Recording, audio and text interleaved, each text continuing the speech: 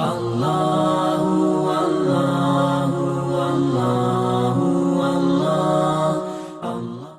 اللہ الرحمن الرحیم۔ السلام علیکم ورحمۃ اللہ وبرکاتہ۔ نحمدہ ونصلی ونسلم علی رسولہ الکریم، اما بعد فاعوذ باللہ من الشیطان الرجیم، بسم اللہ الرحمن الرحیم۔ نون والقلم وما یسطرون، صدق اللہ العلی العظیم وبلغنا رسولہ النبی الکریم، ونحن علی ذالک من الشاہدین والشاکرین والحمد للہ رب العالمین۔ ان اللہ وملائکتہ یصلون علی النبی یا ایہا الذین آمنوا صلوا علیہ وسلموا تسلیما۔ اللہم صلی علی سیدنا و مولانا محمد بعدد کل ذرۃ مئۃ الف الف مرہ، کلما ذکرہ الذاکرون و کلما غفل عن ذکرہ الغافلون۔ اللہم صلی علی سیدنا و مولانا محمد طب القلوب و دوائہا و عافیت الابدان و شفائہا و نور الابصار و ضیائہا و بارک وسلم وصلی علیہ۔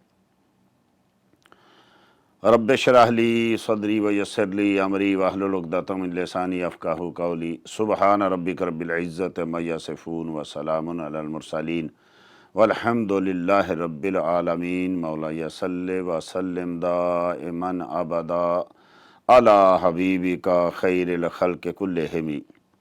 هو الحبیب الذی ترجی شفاعتہ لکل حول من الاحوال مقتحم۔ اللہ جل مجد الکریم کی حمد و ثناء اور حضور نبی اکرم نور مجسم رحمت دو عالم صلی اللہ تعالیٰ علیہ وسلم کی بارگاہ عالیہ میں ہدیہ درود و سلام کے بعد درس قرآن کریم کے سلسلہ میں آج ہم جو ہے 29واں پارہ سورۃ القلم کا درس جو ہے وہ مختصر اس کی تشریح اور اس کا ترجمہ پیش کرنے کی سعادت حاصل کر رہے ہیں۔ اس سورت کا نام سورہ نون اور سورہ قلم ہے۔ یہ سورہ مکیہ ہے۔ اس میں 2 رکوع، 52 آیتیں، 300 کلمے اور 1256 حرف ہیں۔ اللہ جل مجد الکریم نے اس میں فرمایا نون والقلم وما یسطرون، قلم اور ان کے لکھے ہوئے کی قسم۔ رب کریم نے یہاں خاص کرم فرماتے ہوئے قلم کی عظمت بیان کی اور اس کی قسم کو یاد فرمایا۔ قلم کیا ہے؟ یا تو اس سے مراد ہر وہ قلم ہے جس سے لکھا جائے۔ اس سے ہر لکھنے والے کو اپنے ہاتھ کو، اپنے ذہن کو سوچنا ہے، روکنا ہے کہ میں کیا لکھ رہا ہوں، کہیں میں قلم کے تقدس کو پامال تو نہیں کر رہا۔ اس میں ہر وہ آدمی، خاص کر جو دینی چیزیں لکھتا ہے، بعض علماء مفسرین نے کہا کہ اس سے وہ قلم ہے جس سے قرآن لکھا جائے، جس سے حدیث لکھی جائے، جس سے اچھی چیزیں لکھی جائیں، اقوال زرعی لکھی جائیں، اور بعض نے کہا کہ اس سے ہر قلم ہے۔ لہٰذا جب بھی کوئی آدمی لکھے تو اس کو یہ سوچنا چاہیے کہ میں قلم کے ساتھ کیا لکھ رہا ہوں، اور میرا ایک ایک لکھا ہوا لفظ ایسے ہی ہے جیسے ایک ایک بولا ہوا لفظ ہے۔ جیسے بولے ہوئے ایک ایک لفظ پہ پکڑ ہوگی، ایسے لکھے ہوئے ایک ایک حرف پہ پکڑ ہوگی۔ اگر کوئی آدمی بے حیائی پھیلا رہا ہے اپنے قلم کی وجہ سے، اگر کوئی آدمی ظلم کر رہا ہے اپنے قلم کی وجہ سے، ہر وہ آدمی، ہر وہ جج، ہر وہ قاضی جو فیصلہ لکھتا ہے اور اپنے دستخط کرتا ہے، اس کو وہ بھی اس میں شامل ہوگا۔ ہر وہ عالم جو چیز لکھ کے اس کو اللہ رسول کی طرف منسوب کرتا ہے، وہ بھی اس میں شامل ہوگا۔ اس میں ہر ناول لکھنے والا، اس میں ہر فلم لکھنے والا، اس میں ہر ڈرامہ لکھنے والا، اس میں ہر وہ تحریر دیکھا جائے گا کہ اس کی تحریر نے معاشرے پہ کیا اثر ڈالا ہے، اس کی تحریر سے لوگ جو ہیں وہ کس طرف گئے ہیں، اللہ رسول کی طرف گئے ہیں یا اللہ رسول کے باغیوں کی طرف گئے ہیں۔ کتنے ہی ایسے لوگ ہیں جو پیسے کی خاطر، جو دنیا کی خاطر اپنے قلم کو بیچتے ہیں، اور جیسا لوگ چاہتے ہیں ویسا ہی فیصلے لکھتے ہیں، ویسے ہی وہ ناول لکھتے ہیں، ویسے ہی وہ خبریں لکھتے ہیں۔ ہم سمجھتے ہیں کہ شاید اس پہ پکڑ نہیں ہوگی۔ اللہ جل مجدُ کریم نے یہاں قلم کی قسم یاد فرما کے ہمیں بتا دیا کہ قلم کی حیثیت کتنی ہے، اس کی قلم کی جو ہے وہ طاقت کتنی ہے، اور جس کے ہاتھ میں قلم ہے اس کو کیا کیا سوچ کے ایک ایک حرف جو ہے، ایک ایک لفظ جو ہے وہ لکھنا ہے۔ یا اس سے مراد وہ قلم ہے جو سب سے پہلے جس کے بارے میں آیا کہ اللہ جل مجدُ کریم نے سب سے پہلے قلم کو بنایا اور فرمایا اکتب، لکھ، تو اس نے لکھا جو کچھ ہو چکا اور جو کچھ ہونا ہے، یعنی لوح محفوظ پہ ہر چیز جو ہے وہ لکھ دی گئی۔ اب لوح محفوظ پہ جو قیامت اور قیامت کے بعد تک ہونا ہے ہر چیز جو ہے لکھ دی گئی، جیسا قرآن کریم میں کئی مقامات پہ آیا، یعنی بعض اوقات اس کے بارے میں تبیان لکل شیء، بعض نے کہا اس سے قرآن مراد ہے، بعض نے کہا اس سے لوح محفوظ مراد ہے۔ لا رطب ولا یابس الا فی کتاب مبین، کوئی خشک اور تر چیز نہیں ہے جو ہم نے لوح محفوظ یا قرآن میں بیان نہیں کر دی گئی۔ اسی طریقے سے دیگر آیات کریمہ میں اللہ جل مجدُ کریم نے فرمایا کہ ہم نے ہر چیز، یا یہ وہ قلم ہے جس نے ہماری تقدیر لکھی، یہ وہ قلم ہے جس کے ساتھ لوح محفوظ پہ لکھا گیا، وہ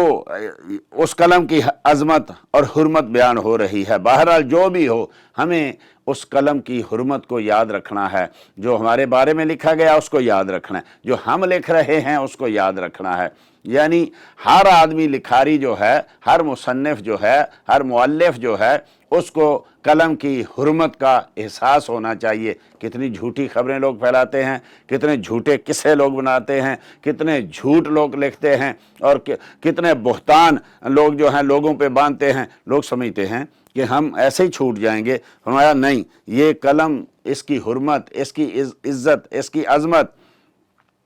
اور قلم سے جو لکھا ہوا ہے یہ سب کے بارے میں پوچھا جائے گا۔ اور یہ ساری کائنات جو جس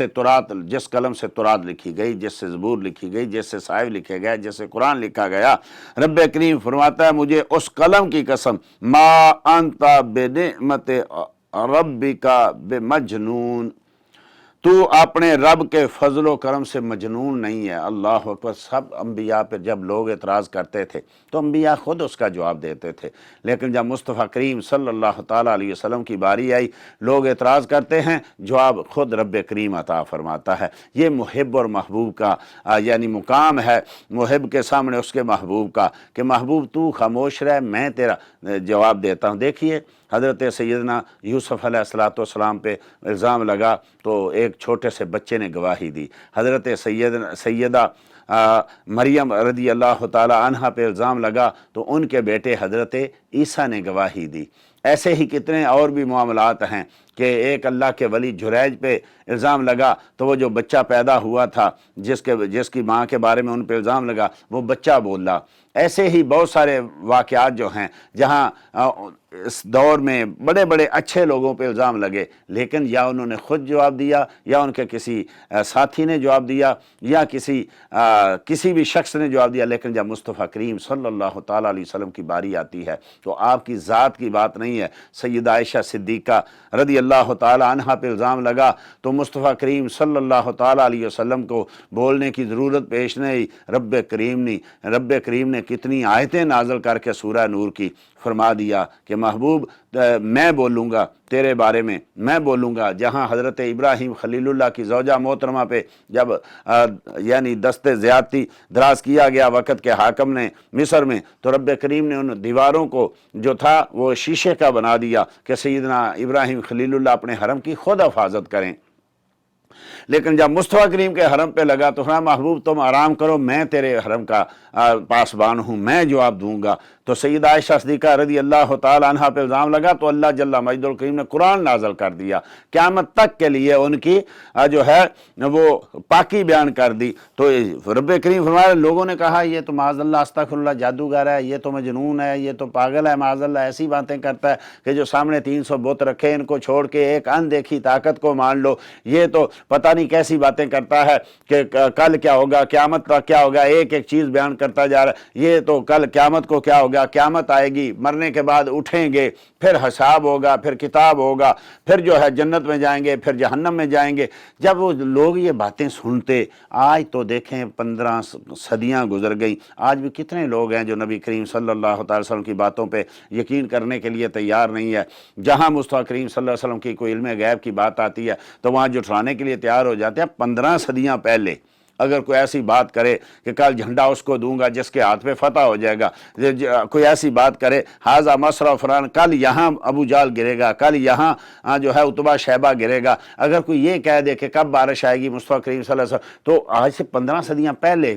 یہ کیسے مانتے؟ کہتے تھے معاذ اللہ استغفر اللہ، یہ اوٹ پٹانگ بولتا ہے، یہ مجنون ہے، یہ پاگل ہے، معاذ اللہ استغفر اللہ۔ رب کریم نے فرمایا تیرے رب کا تجھ پہ اتنا کرم ہے اے میرے محبوب، تیرے رب کی اتنی نعمتیں ہیں تجھ پہ، تو کیسے مجنون ہو سکتا ہے؟ تجھے بولنے کی ضرورت نہیں محبوب، میں تیرا جواب دیتا ہوں، میں تیری طرف سے جواب دیتا ہوں۔ یہ ہے رب کریم کا مصطفیٰ کریم صلی اللہ تعالی وسلم کے ساتھ کرم اور فضل کا رشتہ، یہ ہے مصطفیٰ کریم صلی اللہ تعالی وسلم کی محبوبیت کا اللہ سے رشتہ کہ محبوب کریم صلی اللہ، دیکھیے نا ابو جال نے معاذ اللہ ابو لہب نے معاذ اللہ استغفر اللہ ہاتھ اٹھایا تھپڑ مارنے کے لیے، تو رب کریم نے پوری کی پوری سورہ نازل کر دی، تبت یدا ابی لہب وتب ما اغنی عنہ مالہ وما کسب، پوری اس کا یعنی جو ہے ابھی آگے آئے گا کہ جو اعتراض کرتا ہے رب کریم کس طریقے سے اس کا جواب دیتا ہے اور کتنا ناراض ہوتا ہے مصطفیٰ کریم صلی اللہ تعالی وسلم کی گستاخی پہ۔ وَإِنَّ لَكَ لَأَجْرًا غَيْرَ مَمْنُونَ، اور محبوب تو ان کی باتوں پہ پریشان نہ ہو، تیرا اجر تو ایسا ہے کہ جس کی انتہائی نہیں ہے، تیرے تو وہ صحب تناہی سے ہیں بری، حیران ہوں میرے شاہ میں کیا کیا کہوں تجھے۔ کوئی یعنی رب کریم نے کوئی انتہا نہیں رکھی کہ تجھے اتنا دوں گا جیسے ہمارے لیے ہے کہ ایک نیکی کرو تو 10 دوں گا، بعض کا 70 دوں گا، کبھی رب کریم کہتا ہے ایک درہم کے بدلے میں جو ہے وہ 10 دوں گا، 70 دوں گا۔ یہاں مصطفیٰ کریم صلی اللہ علیہ وسلم کی بات جو ہے، یہاں تو کوئی اجر کا کوئی ٹھکانہ ہی نہیں ہے، اجر کا کوئی جو ہے کوئی انتہا ہی نہیں ہے، کتنا اجر اللہ دے گا۔ دیکھیے مصطفیٰ کریم صلی اللہ علیہ وسلم کی اپنا نیکی جو ہے وہ اپنی جگہ، صحابہ کی نیکی، جتنے صحابہ نیکی کریں گے ساری کی ساری نیکی ان کو بھی ملے گی، اور ان کی وہ نیکی جو ہے مصطفیٰ کریم کو بھی ملے گی، جیسا کہ نبی کریم صلی اللہ علیہ وسلم نے ارشاد فرمایا کہ جو کوئی نیکی بتاتا ہے تو نیکی کرنے والے کا اس کو ثواب ملتا ہے، اور جو کرتا ہے اس کو بھی ثواب ملتا ہے، اور جو بتاتا ہے اس کو اس کا ثواب جو ہے جو بتا رہا ہے اس کو بھی ملتا ہے، اس کا کم نہیں ہوتا، لیکن جتنا وہ کرتا ہے اتنا ثواب بتانے والے کو بھی ملتا ہے۔ تو امام تقی الدین سبکی رحمۃ اللہ تعالی علیہ نے ارشاد فرمایا، جیسے بعض اوقات ہوتا ہے نا اختلاف ہوتا ہے کہ کچھ علماء کہتے ہیں کہ اصالہ ثواب نبی کریم صلی اللہ علیہ وسلم کی بارگاہ میں کرنا چاہیے کہ نہیں کرنا چاہیے، تو کچھ علماء کہتے ہیں نہیں کرنا چاہیے۔ اس کا یہ مطلب نہیں ہے کہ مصطفیٰ کریم کی بارگاہ میں ثواب جو ہے پیش نہیں کرنا چاہیے، ان کا مطلب یہ ہے جیسے علامہ ابن تیمیہ وغیرہ اور دیگر لوگ جو ہیں تو وہ یہ نہیں کہتے کہ پہنچتا نہیں ہے، بلکہ وہ کہتے ہیں کہ امت کی ہر نیکی جو ہے یہ نبی کریم کی بارگاہ میں پیش کریں نہ کریں آٹومیٹکلی پہنچ جائے گی۔ جیسے اولاد نیکی کرے، کہے یا اللہ اس کا ثواب والدین کو دے دو، ٹھیک ہے، نہ کہے تب بھی والدین کو پہنچ جائے گا، کیونکہ یہ والدین کی کمائی ہیں، یہ والدین کا عمل ہیں۔ اسی طریقے سے ساری جو نبی کریم صلی اللہ علیہ وسلم کی امت ہے وہ نبی کریم کی کمائی ہے، نبی کریم کا عمل ہے، اور جو بھی کرے وہ سارے کا سارا مصطفیٰ کریم کی بارگاہ میں پہنچے گا، اور ایسے نہیں پہنچے گا کہ مثلا میں نے نیکی کی مجھے ایک ملی اور میرے کریم آقا کی بارگاہ میں ایک پہنچی، نہیں، ایسا نہیں ملے گا۔ علامہ جلالدین سیوطی، علامہ تقی الدین سبکی رحمۃ اللہ تعالی علیہ ارشاد فرماتے ہیں کہ جو آدمی نیکی کرتا ہے اس کو 1 نیکی کا ثواب، اور اس کے استاد کو بتانے والے کو 2 کا ثواب، جو اس کا استاد ہے اس کو 4 کا ثواب، جو اس کا استاد ہے اس کو 8 کا ثواب۔ فرماتے ہیں یہ کرتے کرتے جب مصطفیٰ کریم صلی اللہ تعالی وسلم کی بارگاہ میں امتی کی 1 نیکی پہنچتی ہے، جو امتی نے ایک نیکی کی ہے وہ یہ بڑھتے بڑھتے بڑھتے بڑھتے جب کریم آقا کی بارگاہ پہنچتی ہے تو اتنی نیکی بن جاتی ہے کہ پورا زمین و آسمان بھر جاتا ہے۔ تو یہ ایک مومن کی نیکی ہے۔ ہم جیسے گناہ گاروں کی نیکی ہے، جو صدیق اکبر رضی اللہ تعالیٰ عنہ کی نیکیاں، جو فاروق اعظم رضی اللہ تعالیٰ عنہ کی نیکیاں، جو عثمان غنی، مولا کائنات، مولا علی، حسنین کریمین، حضرت بلال، جو حضرت جنید بغدادی، معروف کرخی، حضرت سینا عبد القادر جیلانی، داتا علی حجویری، ان کی نیکیوں کا کیا حساب ہوگا؟ پھر یہ جب بڑھتی بڑھتی محبوب کریم صلی اللہ علیہ وسلم کی بارگاہ میں جائیں گی تو کوئی حساب ہے؟ اسی لیے تو رب کریم ہے کہ اس کا کوئی محبوب تیرے اجر کا کوئی ٹھکانہ نہیں ہے۔ امتی بعض اوقات ایسا ہوگا کہ امتی کی ایک نیکی زمین و آسمان پہ بھاری ہو جائے گی، بعض ایسی نیکیاں ہوں گی امتی کی کہ وہ زمین و آسمان سے بھاری ہو جائیں گی۔ ایک نیکی جو ہے تو یہ نیکی جب مصطفیٰ کریم کی بارگاہ میں پہنچے گی تو اس کا کیا حال ہوگا؟ تو فرمایا میں میرے محبوب کریم صلی اللہ تعالیٰ علیہ وسلم تیرا اجر جو ہے وہ بے انتہا ہے، تیرا ثواب جو ہے وہ بے انتہا ہے، اس کی کوئی حد نہیں ہے۔ ساری کی ساری حدیں توڑ دی، ساری کائنات کے اعمال کٹھے کیے جائیں، سارے انبیاء، اولیاء اور سارے نیک لوگوں کے اعمال کٹھے کیے جائیں تو وہ ایک لمحہ جو محبوب کریم صلی اللہ تعالی وسلم نے سانس لیا ہے اس کے برابر نہیں پہنچ سکتے۔ کئی ظالم لوگ کہتے ہیں کہ انبیاء اپنی امت سے اگر ممتاز ہوتے ہیں تو صرف علوم میں باقی رہا عمل تو بعض اوقات امتی نبی کے برابر ہو جاتا ہے، بلکہ بڑھ بھی جاتا ہے، معاذ اللہ، استغفر اللہ۔ ان کو پتہ ہی نہیں ہے کہ عمل ہے کیا۔ یعنی نبی کریم صلی اللہ علیہ وسلم کا یہ فرمانا کہ میرا ایک صحابی اگر ایک مٹھی بھر جو اللہ کی راہ میں صدقہ کرے اور بعد میں آنے والا احد پہاڑ جتنا صدقہ، سونا صدقہ کرے تو میرے اس صحابی کی ایک مٹھی بھر جو صدقے کو نہیں پہنچ سکتا۔ جس کے غلاموں کا یہ حال ہے، یہ تو حال ہے خدمت گاروں کا، سردار کا عالم کیا ہوگا؟